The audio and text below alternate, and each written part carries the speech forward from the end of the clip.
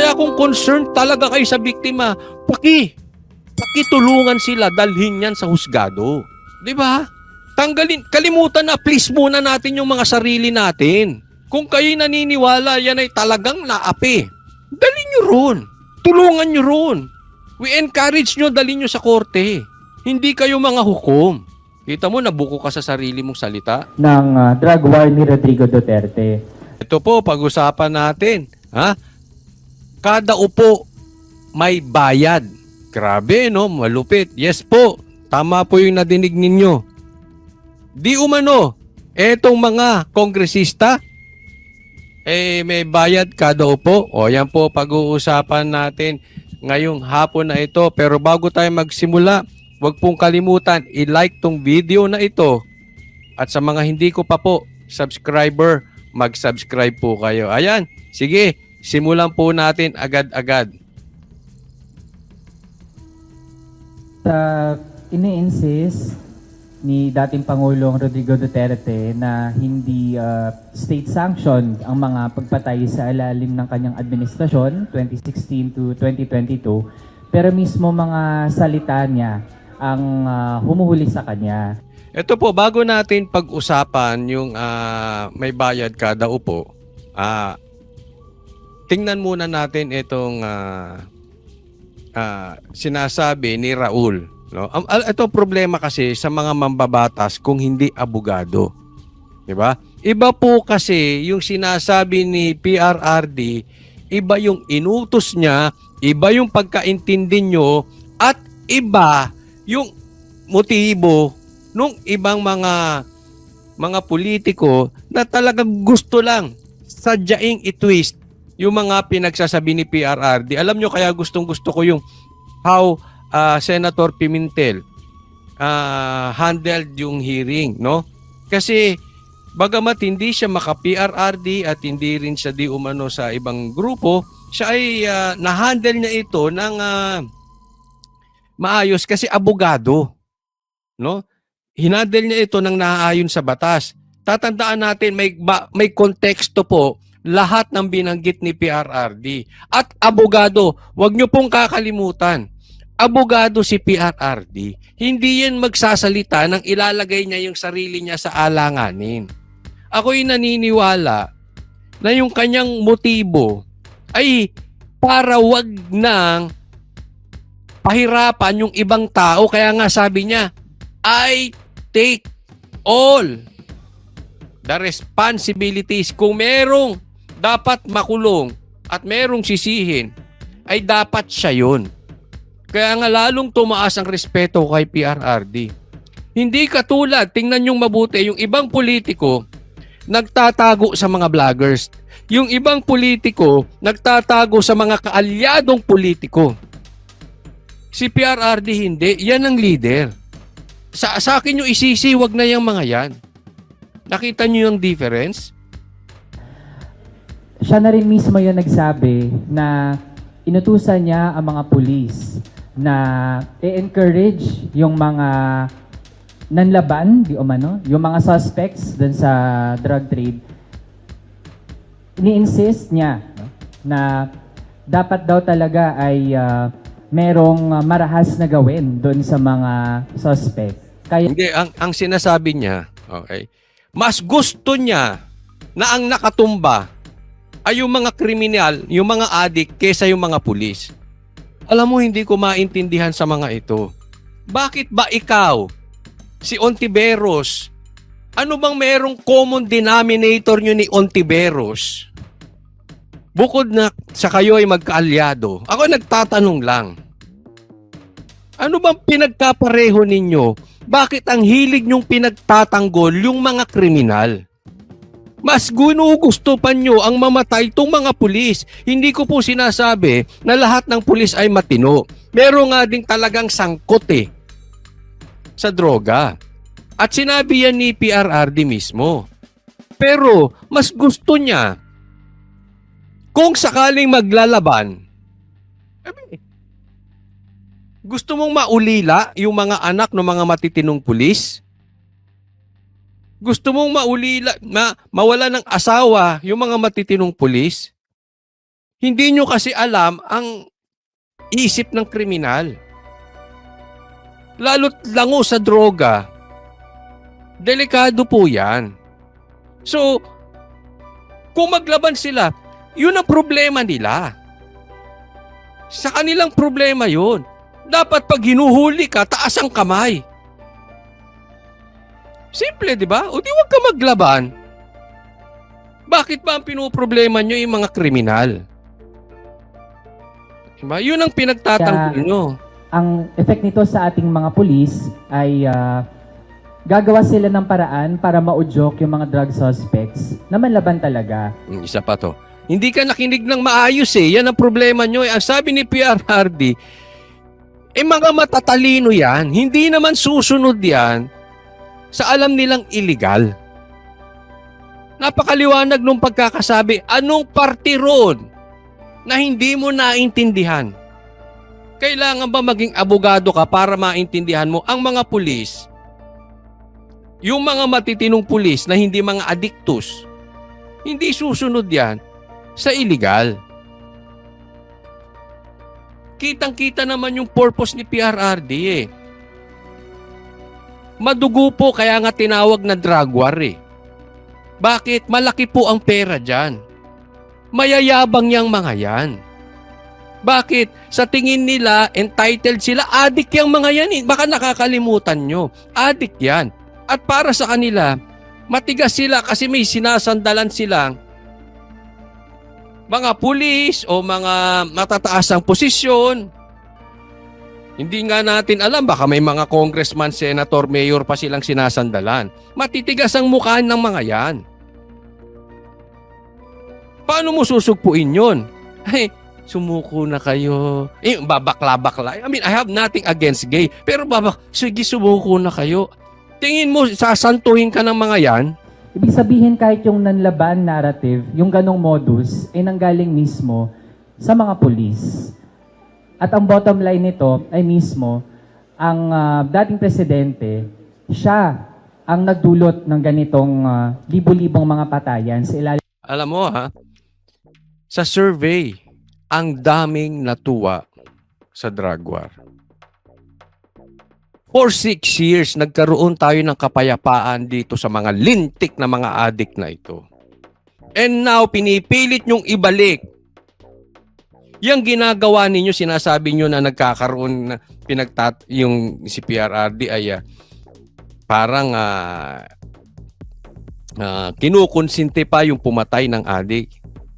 Kayo ngayon, pinalalakas ninyo ang loob ng mga adik. Sa mga ginagawa nyo ni Ontiveros, lumalakas ang loob ng mga kriminal. Ay, alam nila, merong mga katulad ninyo na magtatanggol sa mga adik at mga kriminal. Nakakasuhan pa, iipitin pa sila at ang mga kaalyado nila na magpapatupad ng drug war. Ibinibaby nyo yung mga kriminal eh. Hindi ko naman maintindihan sa inyo. Ng kanyang administrasyon. Simply put, state policy ang patayan sa ilalim ng kanyang administrasyon. Kaya naman Dapat nga natutuwa tayo. Nagkaroon tayo for the first time ng ganyang katigas na leader. Na ano? Nagsitago ang mga adik. Nawala sila. Ang daming remember this, ang daming mga adik nagsisuko. Ngayon, nagkakaroon ng kumpiyansa. Bakit? Kasi kinukonsinti ninyo eh. Yung mga ginagawa nyo, lalaganap ang mga adik sa bayan natin. Dadami ang mga adik. hindi na maikakaila at hindi na maidadaan lamang sa mga palusot na joke lang yung kanyang mga sinabi. Kasi on the record, nag-oath siya at nag-testify siya sa isang official proceeding ng legislative branch, which is this time ang Senado.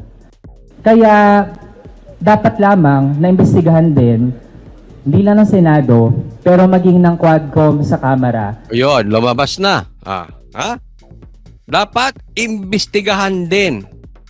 Lalo na ng Quadcom sa Kamara. Sabi niya yon. Kung paano ginamit ni Rodrigo Duterte ang confidential and intelligence funds ng Office of the President. Yan. Okay, maliwanag. Ha? Gusto niya paimbestigahan din sa Quadcom. Ito po yung sinasabi ko. Alam mo, may mga kumakalat at meron akong nakausap na dating may posisyon sa politika. At alam niyo, sabi niya sa akin, alam mo, Coach Oli, kasi tanong ko, ano ba nangyayari? Hindi naman ganyan before ang Congress. Diba? Ang sabi niya, eto, alam mo ba, daang milyon para tanggapin mo yung project na yan. Harasin si BP Sara, harasin si PRRD, at kung ano-ano pa. Yan po ang sinabi sa akin. At magkaroon ng Senate inquiry, ay Kamara, sa mag-imbestiga ang House, ang Congress. At kada upo, kada hearing, may patungkol sa Duterte.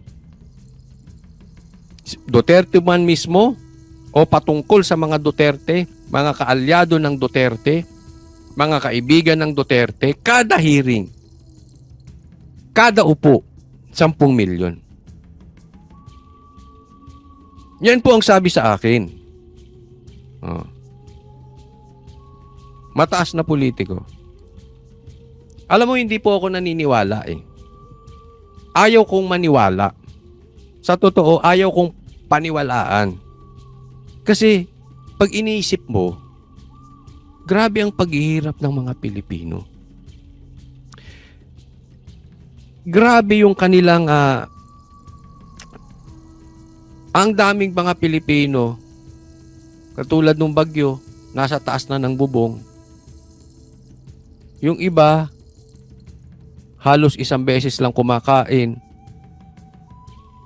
Marami sa Pilipino, minimum wage. Marami nga mag-asawa nag-aaway na dahil sa kahirapan sa bansa ng Pilipinas. Masakit paniwalaan, kaya ayaw kong paniwalaan na itong mga ito ay uupo lang, may 10 milyon na. Bukod pa sa acceptance fee. Iyan po ang kumakalat ngayon. At malamang yung iba sa inyo nadidinig din to. Alam mo, ayaw ko paniwalaan. Hindi ako naniniwala na ganito kadumi itong mga congressman. Ayaw ko silang paniwalaan. Sabi ko na lang, kung ito man ay totoo, sana may mga manalong congressman. Kaya this election is very, very important. Maglagay po tayo ng sa tingin natin hindi kayang hawakan nitong sila Martin. Maglagay tayo ng mga congressman na mga may sariling utak, may prinsipyo, malalapit kay Duterte. Dahil ako naniniwala kung talagang may katotohanan itong nabalitaan ko.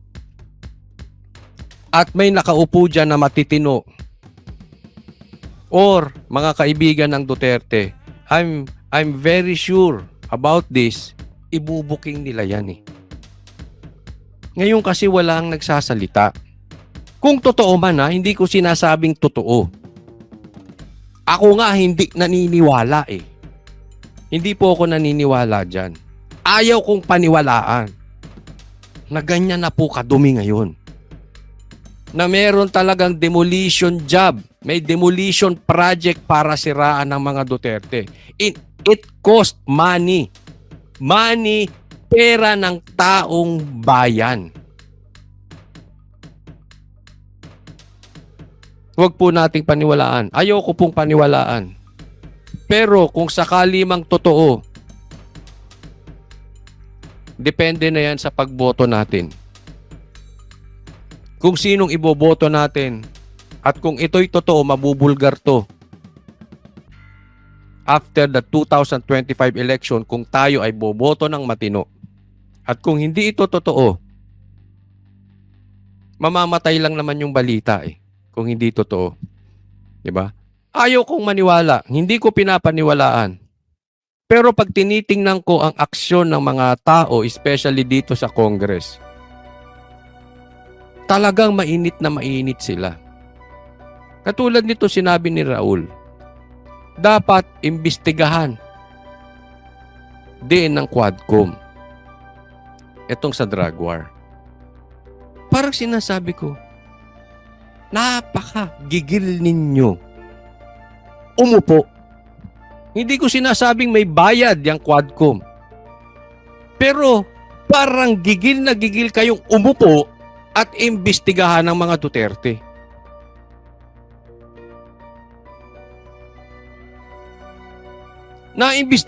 Nagkaroon na ng Senate hearing, ayaw na nga umuwi ni PRRD. Ayaw na umuwi, tapusin.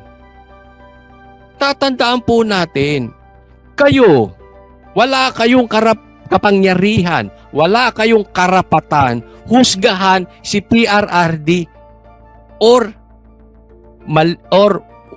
inosente. Kung may kasalanan si PRRD or inosente, wala kayong karapatan, wala kayong kapangyarihan humusga. Kaya lang kayo, paalala ko, baka nakakalimot kayo na mahilig sa hearing. Kaya kayo nag-hearing ay para lang makagawa ng batas in aid of legislation. Para maunawaan ng marami, gagawa lang kayo ng batas. Kung kailangan yung pag-aralan, iulit-ulitin nyo na lang yung video nung Senate hearing. Then, pag-aralan ninyo. And then, gumawa kayo ng batas. Wala sa inyo. Hindi nyo kailangan palabasin kung may kasalanan si PRRD or wala. Husgado ang may trabaho nun. Husgado ang may karapatan nun. Husgado ang may responsibilidad nun. Wala po sa inyo. Paalala lang po. Kaya wag mo nang ipilit na magkaroon pa dyan ng hearing sa Quadcom kasi nagmumukha kayo na gusto nyo lang umupo. Maliwanag. Aralin nyo na lang. Makakagawa na kayo ng batas. Even elementary students, panuurin lang yon. Mag-meeting yung mga elementary students, panuurin yung hearing. Kaya na nilang gumawa ng batas Ang problema, hindi naman sila congressman. Pero ang ibig kong sabihin, hindi mo na kailangan yan. Hindi mo kailangan maging matalino kahit bata. Makakagawa na kung aaralin yung mabuti yung Senate hearing. Yan lang ang purpose nyo. Huwag abusado. Yan lang ang purpose nyo. In aid of legislation. At doon naman sa paano umasta ang ilan sa mga senador na sila din mismo ay sangkot na pangalanan na mayroong papel sa naging peke at madugong drug war ni Rodrigo Duterte. Dapat lamang na umupo sila hindi bilang mga interpellator. Dahil merong conflict of interest kung ganun yung kanila magiging papel dun sa inquiry. Dapat si former PNP Chief Bato de la Rosa tsaka former Presidential Assistant Bongo ay umupo bilang mga resource persons. At malinaw na kapag resource person, ang trabaho ay sumagot sa mga tanong. Hindi dapat sila yung nag-post ng mga tanong. Kaya tuloy, napabastardize nila yung tunguhin na magkaroon talaga ng mga patas na mga investigasyon nang layunin ay mabigyan ng hustisya yung mga naging biktima. Kita mo, mali na siya. Okay? Dapat daw si Bongo at si Bato ay umupong resource persons. Hindi po magtanong. Okay? Dapat nakaupo nila doon para tanungin, para mabigyan ng hustisya yung biktima. Nahuli sa sarili niyang bibig. Ito ang problema pagka hindi nag-iisip eh. Ito ang problema, ha? Pag may motibong iba, may agenda. Tingnan mo, hindi po ang Senate hearing o magkaroon ng Quadcom hearing para mabigyan ng hustisya yung mga biktima. Kung sakaling biktima nga itong mga ito. Which I doubt. Kasi adik nga eh. Papatay ng buntis. Anong gusto mong gawin? Hayaan mong patayin niya yung asawa niyang buntis? Pero for discussion purposes, bigyan daw ng hustisya. Hindi kayo ang magbibigay ng hustisya. Ano bang mahirap intindihin sa inyo? Anong klaseng mambabatas kayo? Ang magbibigay ng hustisya ay ang korte, hukuman. Kaya kung may problema kayo, kayong mga biktima, magreklamo kayo, magdemanda kayo, I encourage you. Idemanda nyo ang mga Duterte. Sabi nga mismo ni PRRD, idemanda nyo. Doon natin pag-usapan. Idemanda nyo. Kasi itong mga ito, walang karapatan, walang kapangyarihan para bigyan kayo ng hustisya. Gumawa lang ng batas. Ang problema, naaabuso. Itong sinasabi nilang gumawa ng batas, yung po yun eh. Naliligaw pa ho tayo ng landas. Hindi kayo magbibigay ng hustisya. Alam mo, iisipin mo ha, pati dito ginagahasa ninyo ang mga biktima. Bakit? Kasi kung concern kayo sa biktima, tutulungan nyo silang magdemanda. Kasi doon nila makikita, makukuha ang hustisya. Pag dinala nyo sa hearing na yan, kayo lang ang nakikinabang eh. Hindi kayo concern sa biktima. Kung concern kayo sa biktima, wag dyan. Because that is trial by publicity. Hindi pa natin alam kung kayo'y may agenda or wala. Pero sa totoo lang, walang pakilabang yung mga biktima dyan. Kaya kung concerned talaga kayo sa biktima, pakitulungan sila, dalhin yan sa husgado. Di ba? Kalimutan na, please muna natin yung mga sarili natin. Kung kayo'y naniniwala, yan ay talagang naapi. Dalhin nyo ron. Tulungan nyo ron. We encourage nyo, dalhin nyo sa korte. Hindi kayo mga hukom. Kita mo, nabuko ka sa sarili mong salita. ng drug war ni Rodrigo Duterte. Na Tignan mo, sisisihin pa si Bongo tsaka si Bato. In aid of legislation, sabi nga ni PRRD, isisi nyo sa akin eh. Kitang-kita eh. Gusto nyong kipitin si PRRD, ang mga Duterte at ang kanilang mga kaalyado. Ano to? In aid of election? In aid of upo? Ako'y nagtatanong lang ha. nakakabismaya at nakaka-insulto din na tawagin ni former PNP Chief Bato de la Rosa na propaganda lamang yung paglalahad ng mga testimonya ng mga pamilya o ng mga kinatawan. Hindi kasi paano hindi niya masasabi yan kung sakaling sinabi niya man according to you. Di ba? Paano niya hindi masasabi? Gusto niyo circus. Gusto niyo maraming kamera, pero takot kayo magdemanda. Ako pa, tanong ko sa inyo, tanong ko sa iyo, tanong ko sa mga manonood. Ano mamang gusto nyong nakatumba? Yung adik o yung humuhuli ng adik? Yung adik na papatay ng asawa? O yung pulis na huhuli at magtatanggol sa asawa? Anong gusto nyo? NPA? Papatay? Ng mga inosenteng mamamayan?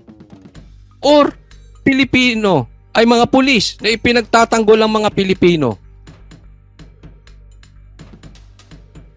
Anong gusto nyo? Kriminal ang ipagtanggol o yung mga sumusugpo ng kriminal?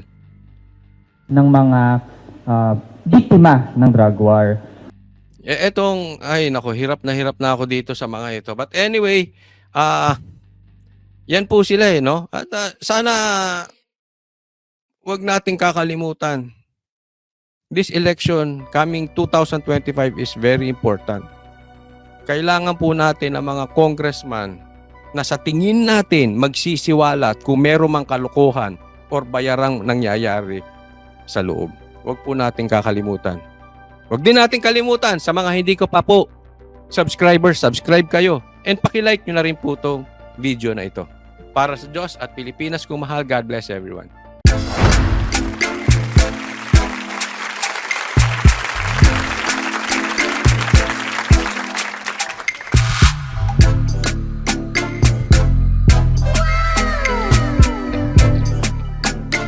The next performance will start momentarily.